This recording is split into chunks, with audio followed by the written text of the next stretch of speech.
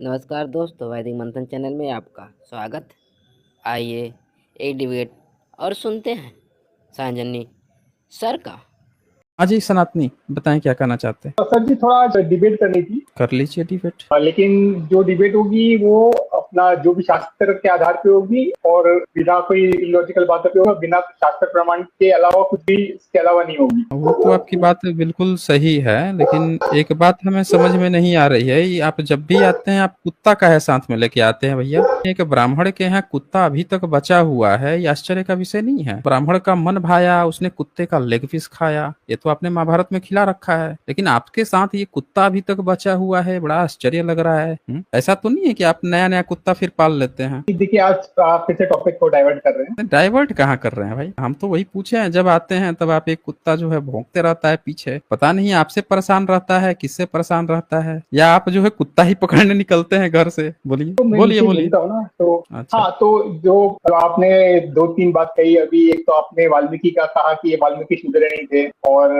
आपने एक और चीज कही कि शूद्रों को पढ़ने का अधिकार नहीं था, और जो आपने लास्ट फिल्म की थी जो यादव उन्होंने कथावाचक की थी, इन तीन चीज पे आज डिबेट करनी है। हाँ, तो शुरुआत कहाँ से करें बताइए। तो पहले मैं आपको एक डिबंक कर देता हूँ। मैं जो आपने पहले कहा कि वाल्मीकि जी शूद्र नहीं थे, और जो आपने कहा कि शूद्र को पढ़ने लिखने का अधिकार नहीं था, तो आपने खुद ही अपने आप को कॉन्ट्रेडिक्ट कर दिया जब आपने रामायण का ही जब श्लोक बताया जिसमें लिखा हुआ था कि शूद्र अगर रामायण पढ़ेगा तो वो प्रतिष्ठा को प्राप्त होगा। तो जब पढ़ने लिखने का अधिकार नहीं नहीं था नहीं, तो वहां आप पे तो समझे आपने नहीं उस बात को। वहां पे क्या लिखा हुआ है आप इस बात को देखे नहीं? पढ़ने की तो बात ही नहीं लिखा हुआ है वहां पे। आप ध्यान से देखे होते हैं तो समझ में आते। पढ़ने लिखने की बात सिर्फ ब्राह्मण के लिए थी, वैश्य के लिए व्यापार था, और शूद्र के लिए प्रतिष्ठा। उसको लिखने पढ़ने की बात नहीं है कहीं भी। आपने लगता है ध्यान से नहीं देखा। फिर से खोल दूं क्या? ओपन कर दूं? हाँ, ओपन कर आइए। दीजिए। वहां पे लिखा हुआ है कि अगर शूद्र पढ़ेगा तो उसको प्रतिष्ठा पढ़ेगा प्राप्त तो होगी। क्या बात कर रहे हैं आप? लगता है आप किताब नहीं पढ़े हैं। आइए देखते हैं भैया कहाँ पे आपका लिखा हुआ है। और जो आप कहते हैं यही कि तो शूद्र को चक्कर है पढ़ने का ना। अधिकार नहीं। एक मिनट, यहाँ पे ध्यान से देखिए। जहाँ पढ़ने की बात है ना, वहाँ है। आपके किसी धर्म ग्रंथ में शूद्र के पढ़ने की बात नहीं है। इसी किताब में देखिए, पढ़िए क्या लिखा है। यहाँ पे लिखा है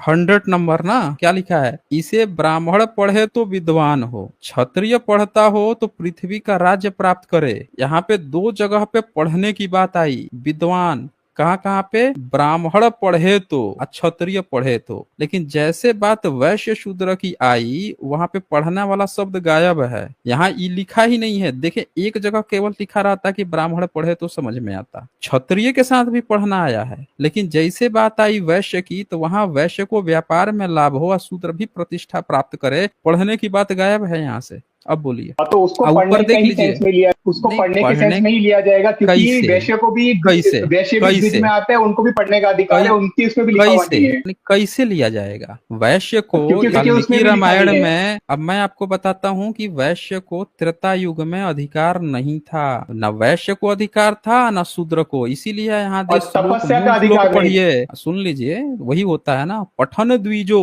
क्या लिखा है? पठन द्विजो। सीधे सीधे लिख दिया पठन द्विजो।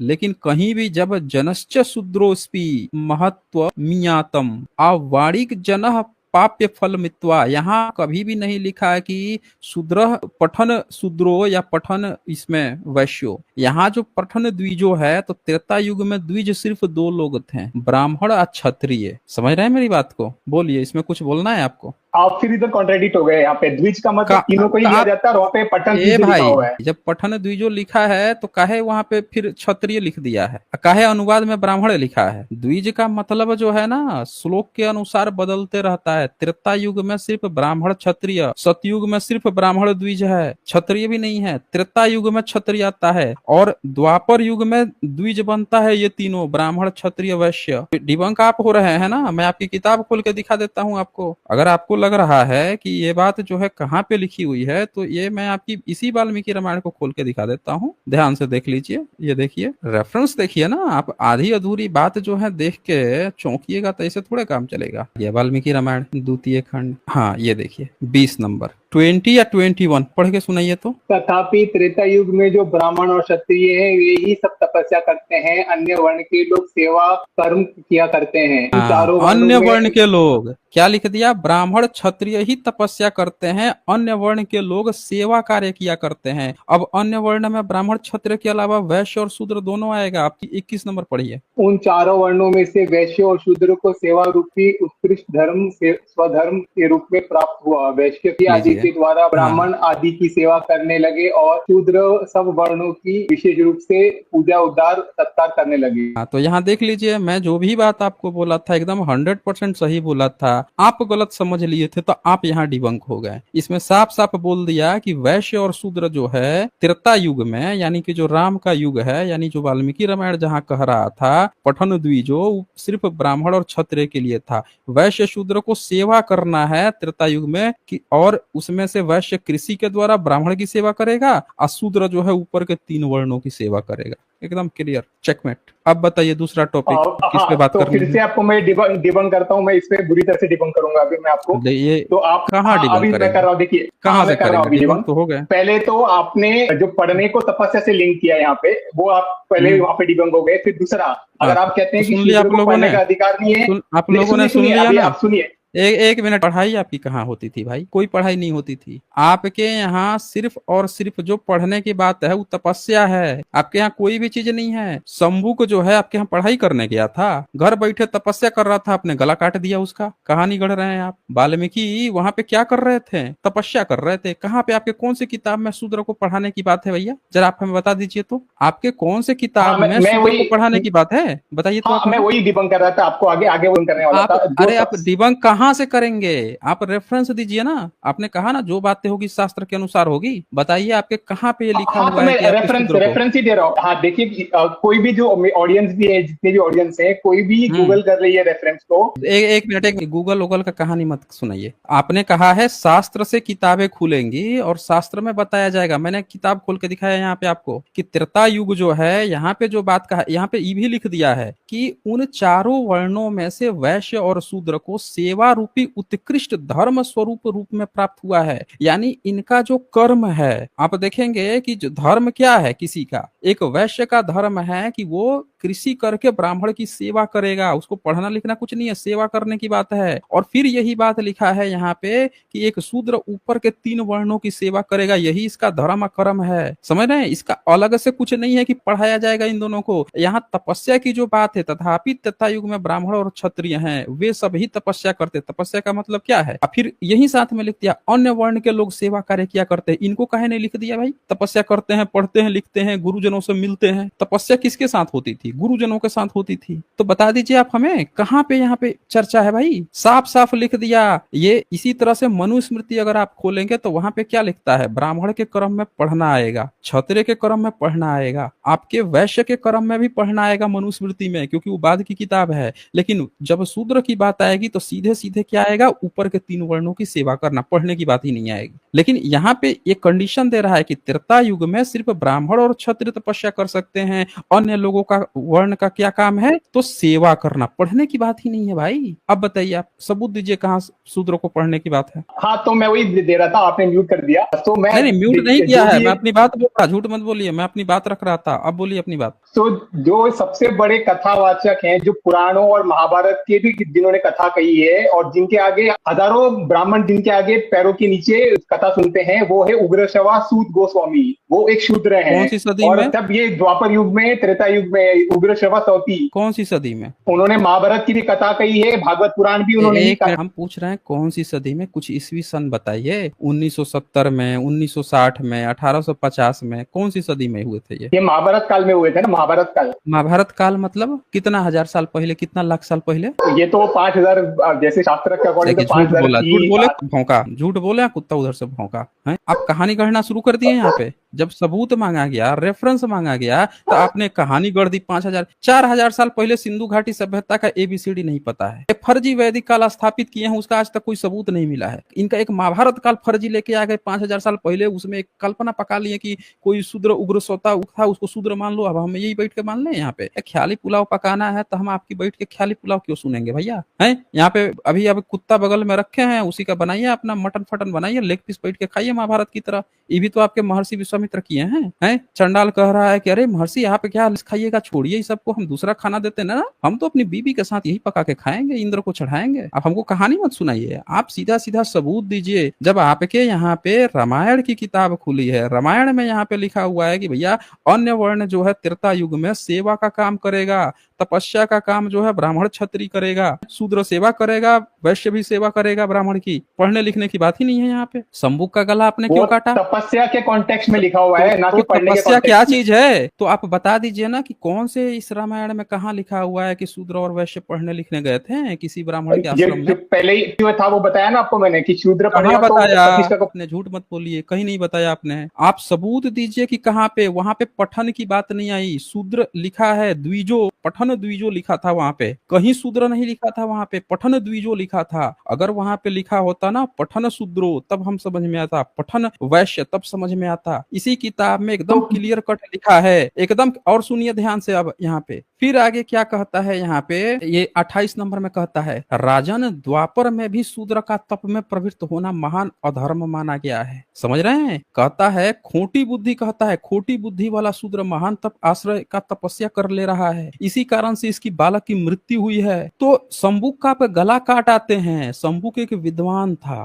तपस्या कर रहा था, यानी अपनी चीजें मनन कर रहा था, चिंतन कर रहा था, आपने उसकी चीज जाके गला काट दिया। आपके यहाँ पढ़ाई लिखाई का मतलब कोई गुरुकुल थोड़े था आपके यहाँ? राम किसी गुरुकुल में गए थे पढ़ने के लिए कि विश्वामित्र के साथ ही सीधे सीधे चल दिए थे घर से निकल के? हैं तो आप हमको कहानी मत सुनाइए, यहाँ पे सीधे सीधे रेफरेंस दीजिए कि कहाँ इसमें लिखा है कि शूद्र को पढ़ाने की। आपने गला काट दिया, यहीं पे लिखा हुआ है ऊपर देखिए 27 नंबर में कहता है, निरपशिरोमणे एक समय ऐसा आएगा जब हीन वर्ण का मनुष्य भी भारी तपस्या करने लगेगा। आपको इस बात की चिंता है क्योंकि इन दोनों को आपने तपस्या का काम दे रखा है, वैश्य को और शूद्र को। इसीलिए आपने भागवत गीता में लिख रखा है स्त्री वैश्य और शूद्र। आपके मुंह से वैश्य थोड़े छूटता है, तीनों को लपेटते हैं ना, स्त्री वैश्य शूद्र तीनों पापियों नहीं होते हैं। आप हमें कोई रेफरेंस दे सकते हैं? नहीं तो यहाँ पर बुरी तरह से डंक हो चुके हैं। आगे बढ़िए। और क्या आप क्या शूद्र साबित करना चाहते थे वाल्मीकि को? बोलिए। नहीं तो आप इसमें आप डिबंक हुए ना, क्योंकि आप यहाँ पे लिंक कर दिए उसको। एक मिनट, सब लोगों ने देखा कि आप बुरी तरह से यहाँ डिबंक हो गए हैं। सबने देखा कि आप अभी तक वाल्मीकि रामायण में एक सिंगल सबूत नहीं दिखा पाया कि कहाँ पे शूद्र को पढ़ने लिखने की बात है। इसी किताब में यहाँ पे सब लोग देख सकते हैं दोस्तों, 28 नंबर श्लोक में राइट साइड में क्या लिखा है? कहता है, महाराज निश्चय ही आपके राज्य की सीमा पर कोई खोटी बुद्धि वाला शूद्र महान तप का आश्रय ले तपस्या कर रहा है, इसी कारण इस बालक की मृत्यु हुई है। आराम जाता है, उसका गला काट देता है शंभुक का। कह रहे तुझको अधिकार कैसे हो गया भाई पढ़ने लिखने तपस्या करने का? यहाँ पे तपस्या जो शब्द है वो बेसिकली पढ़ाई लिखाई चिंतन मनन की है, क्योंकि उस समय कोई गुरुकुल नहीं था। राम खुद किसी गुरुकुल में नहीं गए थे। आप देखे होंगे राम अपने घर में हैं, सीधे आते हैं विश्वामित्र के साथ चले जाते हैं, आ जाकर धनुष से मार रहे हैं। कौन सी पढ़ाई लिखाई किए थे? खुद सोचिए आप। कोई गुरुकुल और अभी इसी रामायण से आपको रेफरेंस देता हूँ मैं। दिखाइए कहाँ कौन शूद्र पढ़ाई करने गया था, बताइए। हाँ मैं वही बता रहा हूँ मैं। अभी आपने यहाँ पे बताया कि त्रेता युग में वैश्य और शूद्र को तपस्या का अधिकार नहीं है। आपने कहा तपस्या का मतलब पढ़ाई होती है, तो शबरी तपस्विनी थी और श्रवण कुमार भी वैश्य थे, वो भी तपस्या कर रहे थे। उनको नहीं, श्रवण कुमार वैश्य कैसे थे? उनके पिताजी वैश्य थे और माँ शूद्र थी।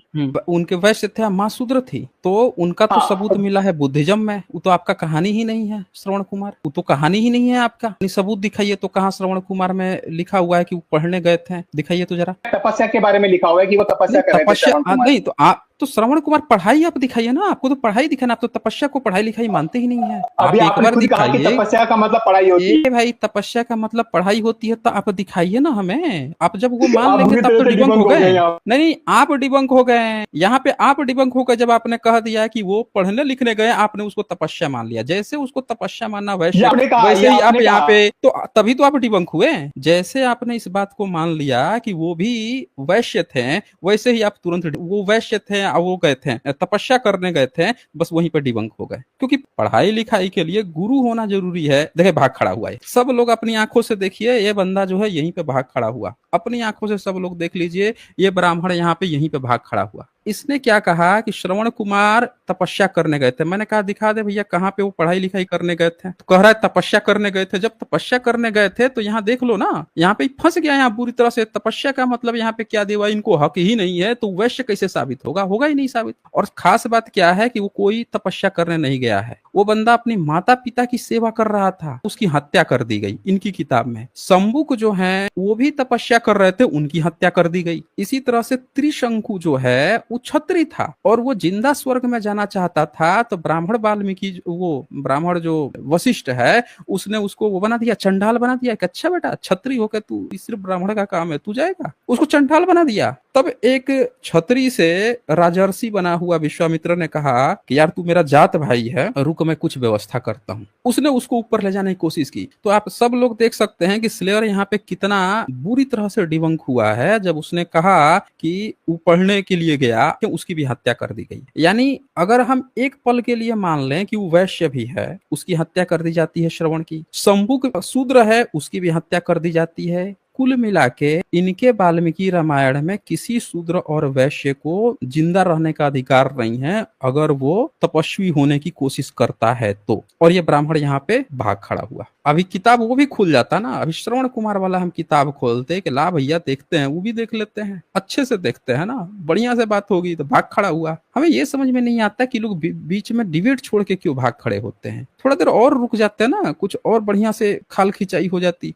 तो भाग खड़ा हुआ। चले, जब ये भाग ही खड़े हुए हैं तो हम आगे बढ़ते हैं। ड्रॉप हो गया था। अच्छा ड्रॉप हुए थे, तो आप म्यूट मत कीजिए अपने को, बोलिए क्या बोल रहे थे। हाँ तो देखिए, जहाँ पे हम लोग लास्ट छूटे थे कि पहले आप पढ़ाई से आप तपस्या पे गए, फिर तपस्या का भी मैंने आपको एग्जांपल दिया रामायण से। नहीं, एक बात बताइएगा, जब तपस्या की बात आ गई तो तपस्या का अधिकार उसने क्या कह दिया? आपके रामायण ने लिखा ना कि तपस्या का हक नहीं है वैश्य और शूद्र को। तो जब शूद्र तपस्या कर रहा था शंभुक, तो उसका गला काटा राम ने। अब तपस्या का हक नहीं है, अगर पता चल गया ब्राह्मण को तो उसका गला काटेगा। क्षत्रिय अगर पता चल गया तो वो उसकी हत्या कर देगा, तो उसको ब्रह्म हत्या का पाप नहीं लगेगा। नहीं तो कोई भी तपस्वी जो है, आमतौर पर उसकी जब भी कोई हत्या करेगा तो उस पर ब्रह्म हत्या लगना चाहिए। लगना चाहिए कि नहीं लगना चाहिए? हाँ लगना चाहिए। किसी भी तपस लगना चाहिए। तो बताइए, शंभुक की हत्या करने पर, शंभुक भी तपस्वी था, राम पे ब्रह्म हत्या लगा?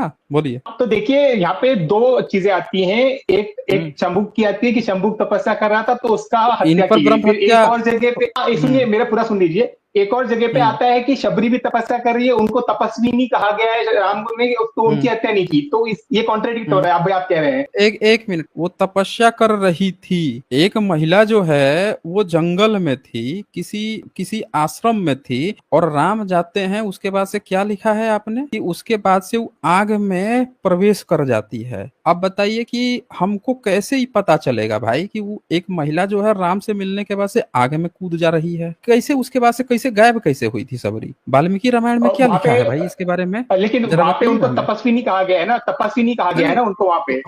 हम तो वही तो बोल रहे हैं कि जो तपस्वी तपस्विनी जो SC ST OBC से हैं, जो आपके राम से मिल रहे हैं, उनकी सीधे हत्या ही हो जा रही है, गायब ही हो जा रहे हैं। कैसे हो रहा है भाई ये? क्योंकि वो तामसिक तपस्या कर रहा था, वो इंद्रलोक पे विजय प्राप्त करने के लिए कर रहा था। अच्छा, तामसिक कर रहा था। तो सबरी जो है, कैसे लिखा है कि उसमें तामसिक वो कर रहा था? क्या नाम है, तपस्या कर रहा था? हाँ वहां पे बताया ना कि वो देवलोक पे विजय प्राप्त करना चाहता है। तो किसी को जो कष्ट पहुंचाने के लिए तपस्या की जाती है उसको तामसिक तपस्या। एक मिनट, देवलोक पर विजय प्राप्त करना चाहता है कि राम के अयोध्या पे विजय प्राप्त करना चाहता था? देवलोक पे विजय प्राप्त करना चाहता था ना वो। देवलोक। राम कहाँ का राजा था? अयोध्या का। राम अयोध्या का राजा था। तो राम जो है जब गया था अहिल्या को, जो एक महिला थी, गौतम की पत्नी थी, तो उसकी पत्नी को जब छुआ हुआ जैसे भी किया, वो जब ठीक हो जाती है, तो उसके साथ जो व्यभिचार किया था इंद्र, उसको कुछ सजा दिया था राम? कहा कि यार महिला हाँ आपके तो साथ बड़ा व्यभिचार जो किया है उसको मैं सजा दूंगा, आपको तो ठीक है लेकिन आपके साथ जो व्यभिचार किया है उसको भी सजा दूंगा, दिया था सजा उसको? नहीं नहीं, यहाँ पे आप टॉपिक को चेंज कर रहे हैं ना, डिटेल कर रहे नहीं हैं नहीं, आप। जो टॉपिक हमारा नहीं चेंज कर टॉपिक रहे है, हैं, एक मिनट, नहीं नहीं, एकदम टॉपिक पे हैं, बिल्कुल टॉपिक चेंज नहीं है। यहाँ पे क्या बात आ रही है, आपने कहा अभी कि तामसी के तपस्या कर रहा था देवलोक पे, देव का तो राजा इंद्र है, इंद्र की ही बात चल रही है यहाँ पे, कोई टॉपिक चेंज नहीं है। हम कह रहे हैं कि इंद्र को बचाने कहे जाएगा राम,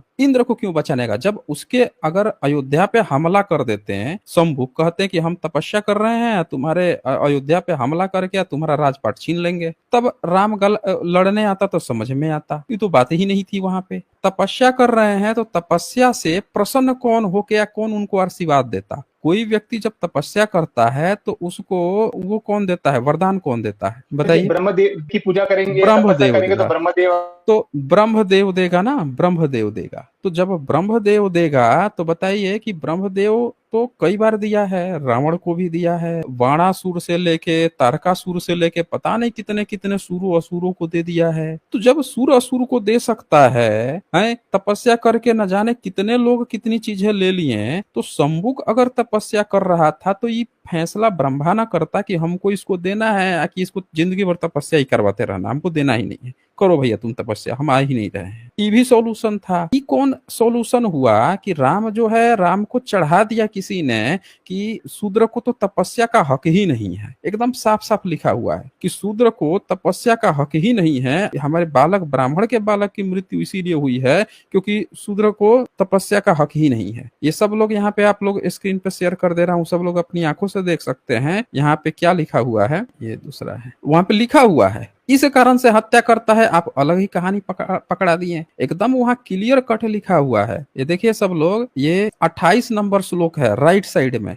क्या लिखता है यहाँ पे, उससे ऊपर भी 27 नंबर में कहता है, निप्र शिरोमणि, एक समय ऐसा आएगा जब हीन वर्ण का मनुष्य, हीन वर्ण यानी पिछड़ा जो वर्ग है उसको कह रहा है, हीन वर्ण का मनुष्य भी भारी तपस्या करेगा। कलयुग आने पर भविष्य में होने वाली शूद्र योनि में उत्पन्न मनुष्यों के समुदाय में तपस्या की प्रवृत्ति हो जाएगी। और 28 नंबर में कहता है, राजन, द्वापर में भी शूद्र का तप में प्रवृत्त होना महान अधर्म माना गया है। कहता है कि अभी द्वापर में भी अधर्म है, फिर त्रेता के लिए तो कहना ही क्या है। महाराज, निश्चय ही आपके राज्य में किसी सीमा पर कोई खोटी बुद्धि वाला शूद्र महान तप का आश्रय ले तपस्या कर रहा है, उसी कारण इस बालक की मृत्यु हुई है। तो प्रसंग तो यहाँ पे ब्राह्मण सब पहले ही राम के साथ रच दिया है कि कोई शूद्र है उसको नहीं तपस्या करना है इस त्रेता युग में, और तपस्या कर रहा है तो उसकी तो हत्या। ये तो पहले से प्रोग्राम सेट है ना, इसमें इंद्र उन्द्र की क्या मतलब है भाई, ये तो पहले से यहाँ मामला सेट है। राम को सिर्फ इस बात से दिक्कत है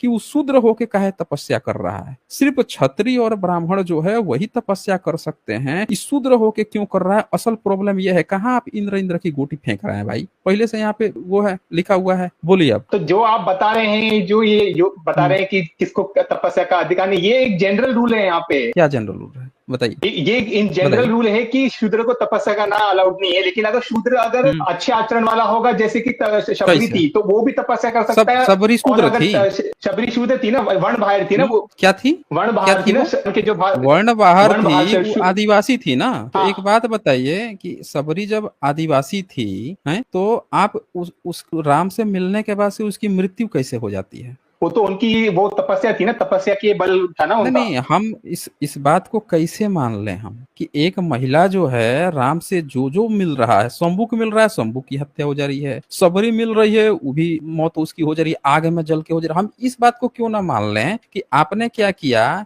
कि शबरी को पकड़ के आग में जला दिया, और कहानी तो आप लोगों ने इस तरह से लिख दी। तो आपका इंटरप्रिटेशन ये है, ये हमारा इंटरप्रिटेशन है। जब वाल्मीकि रामायण आप लिखोगे तो आप अपनी तरह से लिखोगे, आप अपनी तरह से लिखो। हम इस बात को कैसे मान लेंगे? जो एकलव्य है उसका अंगूठा मांगा उसने, क्या नाम है, द्रोणा ने, वो अंगूठा दे दिया, हम कैसे मान लेंगे? हम जब अपनी कहानी लिखेंगे कि हमारे पक्ष का व्यक्ति वहां पे था, वहां पे 5 पांडव, कौरव, आई दुर्योधन, ये सब गए, देखे कि बहुत बड़ा बड़ा टैलेंटेड है, पटक दिए उसको, सीना पर चढ़ गया, जबरदस्ती उसका अंगूठा काट लिए। आप अपना पक्ष लिखोगे ना, ये आपका पक्ष है, हमारा पक्ष काहे नहीं सुन रहे हो भाई? हमारा पक्ष है कि एक महिला मिलती है राम से और उसके बाद से गायब हो जाती है, सीधे गायब। कहाँ गई भाई महिला वो? आप कहते हो कि वो देवलोक चली गई। इसी तरह से आप मीरा को बोलते हो कि मीरा भी विलीन हो गई, देवलोक में चली गई। हम क्यों इस कहानी को मान लें आपके पक्ष को? आप कुछ भी लिख दोगे, एक सबरी मिलती है आपके राम से और सीधे गायब हो जा रही है, कह रहे हो आपकी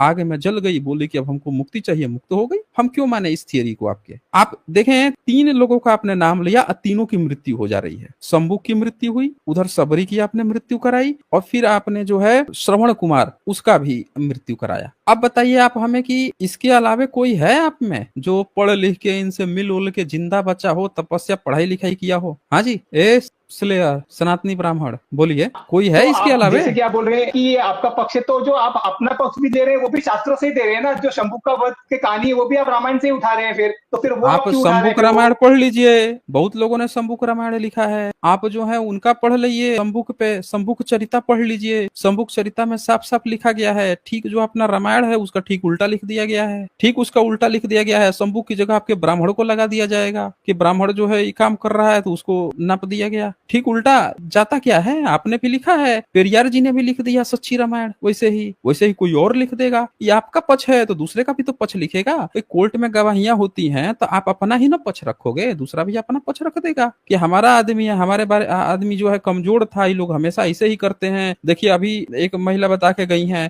कि 2 लड़के थे, गाय खरीद के जा रहे थे, अपने रास्ते में पकड़ा, पैसा मांगा, नहीं दिया तो अपने उसका सर मुड़ दिया, जमीन पे चलाया, घास खिलाया, नाली का पानी पिलाया। ये सब तो आप करते हो। अभी यादव एक गया था, उसका आप लोगों ने सर छिलवा दिया, उसके सर पे अपने ब्राह्मणी का मुंह से छिड़कवा दिया, उसको कथा बचा, उसकी चुटिया काट ली। यही तो आप लोग करते हो, यही तो आप लोगों का पक्ष है, बताइए। हाँ जी। हाँ, तो देखिए जैसे कि आपको कह रहे हैं कि सच्ची रामायण लिखी है, ये लिखी है, वो अपना पक्ष लिख दिया, तो वो उनका बेस भी क्या है? उन्होंने भी पहले रामायण वाल्मीकि रामायण पढ़ी, उसके बाद सच्ची रामायण लिखी ना। अभी वो नहीं, अपना रामायण नैरेटिव दिया उन्होंने। नैरेटिव दिया तो कोई घटना घट रही है, इस घटना को ब्राह्मण डिफाइन किया, अब वही घटना को हम डिफाइन करेंगे, क्या हुआ होगा? वही घटना को हम डिफाइन करेंगे ना। यहाँ आपने डिफाइन कर दिया कि भाई सबरी राम से मिली, राम से मिलने के बाद से वहां पे तीसरा कोई बंदा ही नहीं था गवाही के लिए, किसी ने देखा भी नहीं कि उन दोनों ने, भाई एक घटना और आती है कि सुपनखा मिलती है उन दोनों से और उसके बाद से उसका नाक का नाप काट देते हो। बस सुपनखा का अंतर ये होता है कि वो ब्राह्मण फैमिली से होती है, उसका भाई बदला लेने आ जाता है। सबरी का कोई घर परिवार में नहीं था बदला ले सके, आपने उसको सीधे दिखा दिया कि भाई वो आगे में जल उल के खत्म हो गई, चली गई, देवलोक चली गई। उसका कोई भाई, वो भी रहती किसी अच्छे फैमिली से, उसका भी भाई परिवार चला आता बदला लेने के लिए। अरे तुझसे मिलने के बाद से मेरी बहन कहाँ गायब हो गई भाई? है पहुंचता, वो नहीं पहुंच पाया। सुपनखा जो थी उसके 2 भाई थे,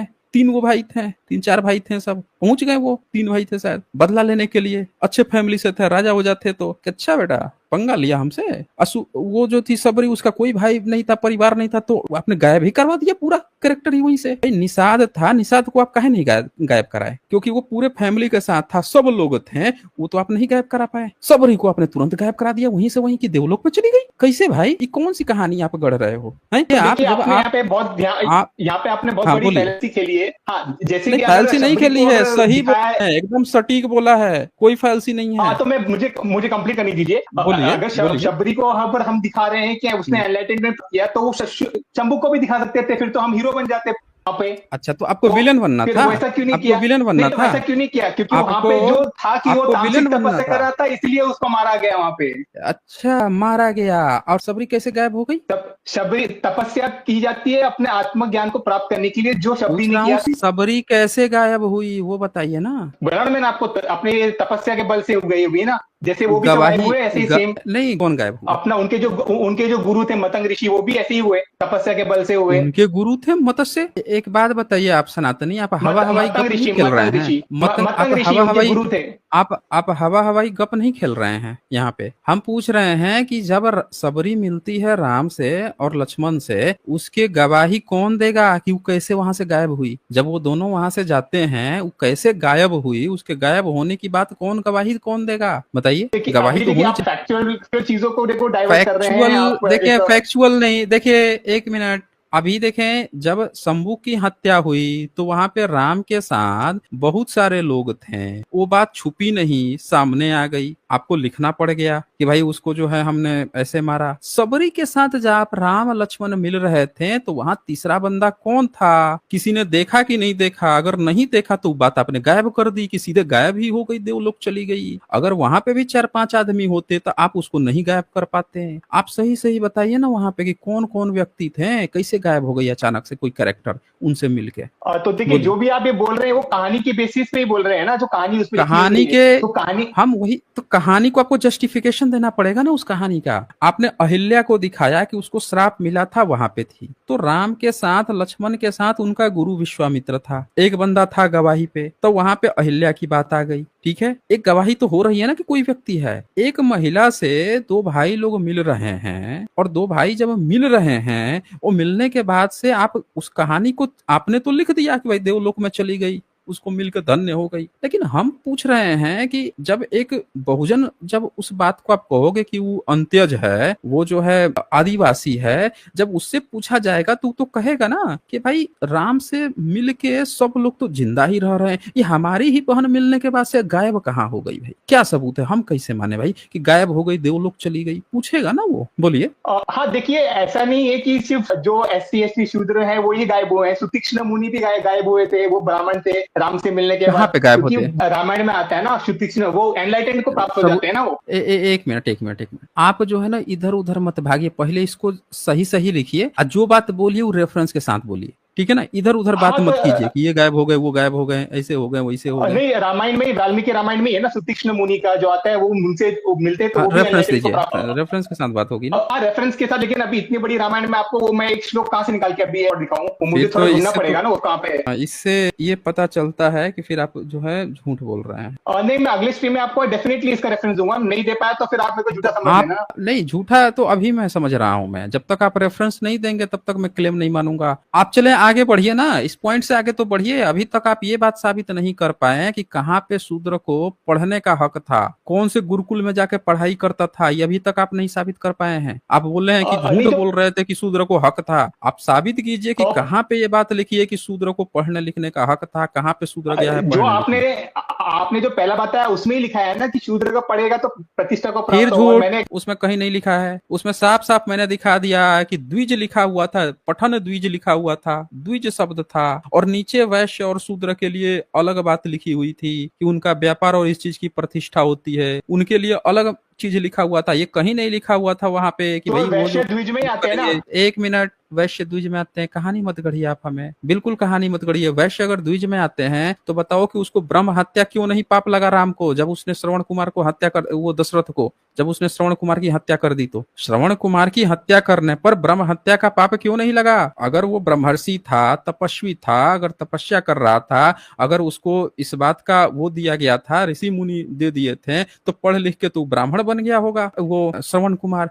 फिर उसको क्यों नहीं लगा भाई? आप यही इसी का जवाब दे दो आप हमें। उसको क्यों नहीं उस तपस्या का वो लग गया, ब्रह्म हत्या लग गया कि भाई तुमने तो श्रवण कुमार को मार दिया है? नहीं, क्योंकि वो ब्राह्मण नहीं बना था ना, वो ब्राह्मण नहीं हुआ था, उसने ब्रह्म ज्ञान प्राप्त नहीं किया था अभी तक। पढ़ने लिखने पर ब्राह्मण नहीं बनते हैं। और पढ़ने लिखने पर नहीं बनते ना, पढ़ना लिखना तो आपका ये तोता हो गया ना, जो इंटराइजेशन होता है। अच्छा अच्छा अच्छा अच्छा अच्छा, पढ़ने लिखने पर जो है वो ब्राह्मण नहीं बनते हैं, वो रट्टू तोता होके सेल्फ रियलाइजेशन से ब्राह्मण बनते हैं। जब आपको, इसलिए तो आत्मज्ञान कहते हैं ना, उसको आत्मज्ञान क्यों कहते हैं? मतलब आपको सेल्फ रियलाइजेशन हो गया, ब्रह्म है, आपको रियलाइज हो गया। इसी को साथियों हम कहते हैं कि ब्राह्मण कितना झूठा होता है, कितनी झूठी डिबेट करता है। मैं आपको दिखाता हूँ इनकी हकीकत। ये देखिए साथियों, ये वाल्मीकि रामायण का ये वो प्रसंग है अयोध्या कांड का जिसमें चर्चा आती है श्रवण कुमार की। हालांकि तो कॉपी पेस्ट है, बुद्धिज्म से हम सबूत दिखा चुके हैं, आर्कियोलॉजिकल बुद्धिज्म का है। ये देखिए यहाँ पे 55 और 56 नंबर श्लोक है, 55 और 66। क्या लिखता है? उसकी माता जो है, माता पिता जो दुखी हैं कि तुमने हमारे बेटे को मारा है, देखिए क्या कहते हैं, नरेश्वर, क्षत्रिय होकर अनजान में तुमने वैश्य जातीय मुनि का वध किया है। उनको मुनि कहा जा रहा है, ऋषि नहीं कहा। मुनि किसको कहा जाता है? जो बुद्धिस्ट के जो लोग होते हैं, बुद्धिस्ट लोगों को ही मुनि कहा जाता था। ये अपने यहाँ हमेशा ऋषि, राजर्षि, महर्षि शब्द ये लोग इस्तेमाल करते हैं। तो क्या कहता है? वैश्य जातीय मुनि का वध किया, निषाद कुल से थे, इसीलिए इसीलिए शीघ्र ही तुम्हें ब्रह्म हत्या का पाप तो नहीं लगेगा। ध्यान से सुनिएगा क्या कहता है कि भले ही वो मुनि थे वैश्य कुल के, लेकिन तुमको ब्रह्म हत्या पाप, लेकिन यही अगर क्षत्रिय होते हैं या फिर ब्राह्मण होते हैं तो राम दशरथ को लग जाता ब्रह्म हत्या। तो यहाँ साफ साफ आप लोग देख सकते हैं दोस्तों कि इन्होंने अपनी किताब में सिर्फ इसलिए ब्रह्म हत्या का पाप नहीं लगता है इसको क्योंकि उसकी जाति क्या है, उसका वर्ण क्या है, वैश्य है, और त्रेता युग में वैश्य को मारना अलाउ है। समझ रहे हैं, मार दिए, कोई ब्रह्म हत्या नहीं लगेगा। वो अलग बात है कि उसके माता पिता दुखी हैं तो उस श्राप दे रहे हैं, वो एक अलग मैटर है। लेकिन यहाँ पे साफ साफ लिख दिया है कि वैश्य और शूद्र जो है तुम्हारा काम सेवा करना है, तुम जबरदस्ती ये सब कर रहे हो, तुम्हारी हत्या भी कर देंगे तो हमको कोई पाप नहीं लगने वाला है, क्योंकि तुमको अलाउ ही नहीं है हमारे धर्म में कि तुम वो बन सको, राजर्षि महर्षि या इस तरह के कुछ बन सको। तो बताएं भाई कहाँ गए सनातनी ब्राह्मण? देखिए आप नरेटिव बहुत अच्छा देते हैं। नरेटिव बहुत अच्छा देते हैं। देखिए कुत्ता भौंक दिया इनका, कुत्ता बड़ा मतलब मानना पड़ेगा कुत्ते को, आपने लेग पीस उसका बचा के रखा है। का भी हत्या की थी तो ब्रह्म हत्या नहीं लगा, रावण की हत्या की तो भी ब्रह्म हत्या नहीं लगा, हिरण्यकश्यप भी ब्राह्मण। कहानी मत गढ़िए यहाँ पे, बिल्कुल कहानी मत गढ़िए यहाँ पे साफ साफ लिखा हुआ है भाई। वो कौन हत्या कर रहा था? लड़ाई चल रही थी, लड़ाई में थोड़े वो लगेगा ब्रह्म हत्या लगेगा, दोनों में लड़ाई चल रही है ना। वो छतरी बन के लड़ रहा है, द्रोणाचार्य जो है छतरी बन के लड़ रहा है वहां पे, ये कौन सा ही लड़ रहे हैं, इनको तो मार रहा है, एक तरफा मार रहा है। तो ये क्या कह रहा है साफ साफ यहाँ आप लोग देख लीजिए, लिखा है अनजान में तुमने वैश्य जाति मुनि का वध किया है। किसका वध किया है? वैश्य जाति मुनि का वध किया है, इसीलिए शीघ्र ही तुम्हें ब्रह्म हत्या पाप तो नहीं लगेगा। समझ रहे हैं? ये सिर्फ इसलिए है क्योंकि ये वैश्य जाति के हैं। क्षत्रिय उसके होते हैं, इनके ब्राह्मण जाति के होते तभी ब्रह्म हत्या लगता। ये असल में कहानी है। सनातनी बहुत समय दी आपको, चले यहाँ से। कब तक झूठी बातों को बार बार तक रिपीट करते रहोगे? सब किताब में लिखा है, इनके वाल्मीकि रामायण में एकदम साफ साफ क्लियर कट लिखा है कि वैश्य को भी ये हत्या कर देंगे तो इनको कोई भी चीज नहीं लगेगा। और यहाँ पे आप सब लोग देखिए, इसने मुनि शब्द प्रयोग किया है। क्यों किया है? क्योंकि ये चीज जो है सीधे सीधे इन्होंने बुद्धिज्म से कॉपी की है दोस्तों। स्तूप मिले हैं, आपको जानकर हैरानी होगी, ये जो श्रवण कुमार जिसका कहानी इन्होंने इसमें चेपा है वो बुद्धिज्म की कहानी है। और वेन सॉन्ग ने अपनी आंखों से स्तूप देखा था, उनका स्तूप बना हुआ था जिस पर लिखा हुआ था बुद्धिज्म की जातक कथा, साम जातक कथा है, वो ये कहानी थी। आज बस इतना ही, फिर मिलेंगे हम अगली डिबेट के साथ अगले वीडियो में। तब तक के लिए नमस्कार।